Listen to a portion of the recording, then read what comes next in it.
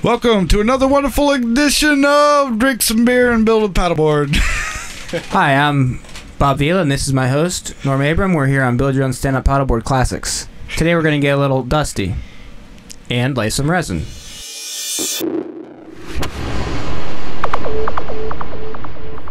And we're going to watch Jerry Lopez surf some waves. Not. Oh, there we go. That thing looks like a bowling ball. That's what I kept thinking. It does. I can't figure that one out. The clearness of it. Yeah, I see that. Then we got the deck hot coat, the leash bridge made out of roving. I didn't get any video of that night, of when you put that together. I rolled up a bunch of tape, put it on the board, wet out some roving, laid it across, let it gel, pulled out my tape, and then I hot coated. Bah. And I let the hot coat run down all the way to the bottom over the lamination lap. That way I can sand it, because if I can't have a hot coat on the lamination, then it won't sand good, because it'll stick up your paper. Nobody likes sticky papers. I like those tikis that were in the background. Yeah, they ward off all the bad spirits. Oh, you know what? This is before we put the fins on. Yeah, this is the grinding of the bottom lap and the hot coat. Gonna get that. We're not gonna grind off that lap. We're just gonna fair it in.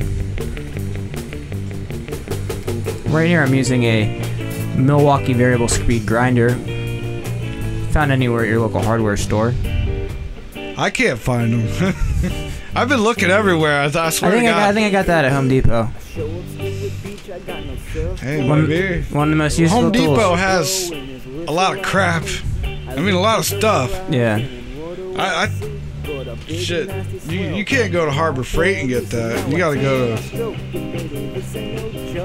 Any disc grinder, 8-inch disc grinder works. I mean, this is one of the tools I learned on, and I'm hung up on it, but you might find something that works good for you.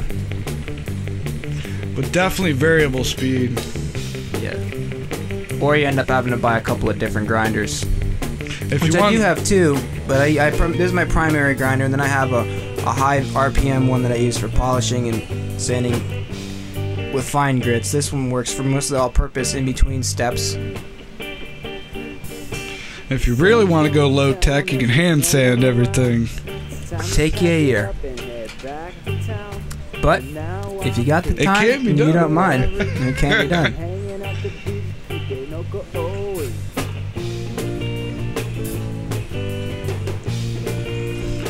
Yeah, I want to thank you guys for bringing the music by, the Nokawoi. Yeah, those guys are great, man. Yeah, they're always willing and eager to share their music and have a fun time.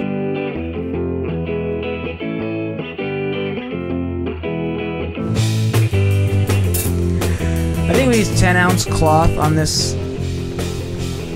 Could be yeah, I'm pretty sure it was a 10-ounce cloth we use. There's different weights of cloth, but you know, we want to make this sucker strong. 2 layers on the top, 1 layer on the bottom. Pretty standard, sufficient amount of fiberglass on the board. You don't want to overdo it. You can if you want to, but it ends up being really heavy. Hey, look at that, I'm wearing my earplugs this time. Yeah. Face mask, earplugs. No, I love that thing. Decked out. Face mask, full respirator. Got my eyes covered up. I don't gotta worry about wearing a mask and then the goggles fogging up.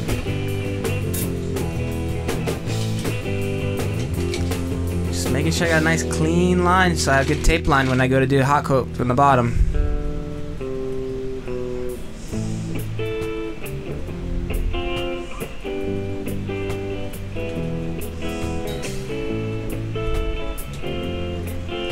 So how did all the artwork on the walls come about? Years and years of Just airbrush it. Everybody, well, most of the time, you know, you spray a little something funky when you start off before you airbrush a board, test your gun and everything. There's layers and layers of paint. And different artists have come in time to time and given a graffiti spray, an airbrush gun, or some even gone paintbrushing.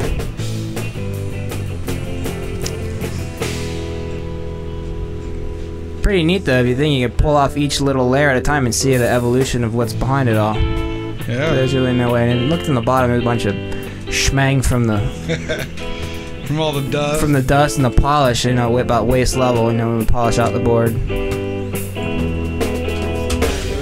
And you're still grinding away here. Learned your attitude from the videos you've seen. You think you've earned the right to call someone a kook, but you don't know about Eddie, Mickey, Rabbit, or the Duke. It's best to always keep your blade flat. You can see that for the most part I do. I'm not trying to angle it too much. I know how the machine works, and I know where the sweet spots are, so it's easier for me to say not to do something than to do it, but...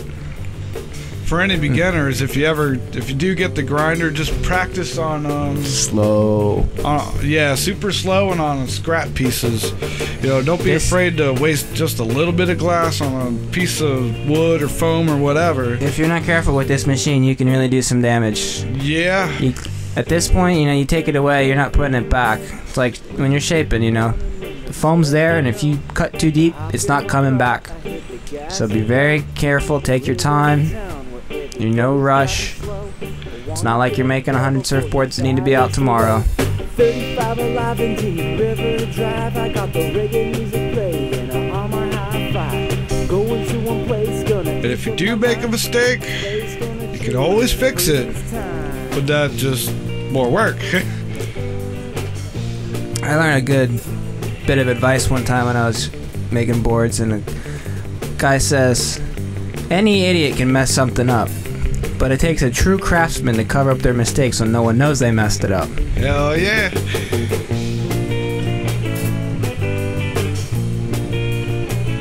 Because let's face it, we'll all screw up every once in a while. Yep. There's only happy mistakes. No bad mistakes, they're just happy ones. And it usually ends up being a happy ending. Like I started blowing his whistle at me. I look to the horizon and what do I see? But a big and nasty swell coming right. I tell you what, man, I wish we had those kind of grinders at my work. I mean, we got those kind, but they're like wide open. That variable speed, man, is definitely the way to go. I mean, it's the only way to go, really. Yeah, you can go from a slow grind to a full force. I use the ones we have are wide open, and I end up feathering the trigger a lot. Yeah, by doing that, you wear out the brush. Yeah, my boss goes, "Are you gonna wear out the brush? You're gonna wear out the brush." Like, that's what I need to do. Yeah, that's one thing with these tools. There is maintenance involved. But once a year, we got to get the brushes replaced on these things. It's just not bad wear and tear, you know. Yep. Oh, you know, another low-tech one is the hand drill. Oh, and they were gone. Oh, damn. Got carried away. All right, folks. Catch y'all later. Next time.